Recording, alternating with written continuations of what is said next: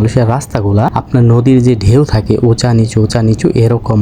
মালয়েশিয়ার আঁকাবাঁকা গ্রামের রাস্তা দিয়ে যখন আপনি হেঁটে যাবেন বা গাড়ি দিয়ে যাবেন, তখন আপনি একটা জিনিস দেখতে পারবেন, রাস্তার দুই সাইড দিয়ে প্রচুর পরিমাণে জঙ্গল আছে এবং গাছপালা আছে। মালয়েশিয়ার রাস্তার দুই ধারে গাছগুলা দেখে আমার কাছে সত্যি খুব ভালো লাগতেছে। আমরা যেখানে বাংলাদেশে গাছ কাটি, আর মালয়েশিয়ায় সেইখানে তারা রোপণ করে এবং গাছের তারা পরিচর্যা করে, এবং তাদের বাড়ির আশেপাশে ছোট ছোট যে আঙিনা থাকে কিংবা টব থাকে তারা সম্পূর্ণ গাছে ভরিয়ে রাখে। বাড়ির আশপাশ সবসময় সবুজ রাখে, গাছপালা রোপণ করে, ফল ফলান্তির সমস্ত গাছ A to Z তারা রোপণ করে থাকে। সেজন্য আমি সবাইকে বলি, আপনারা গাছ লাগান এবং পরিবেশকে রক্ষা করেন, পরিবেশকে বাঁচান।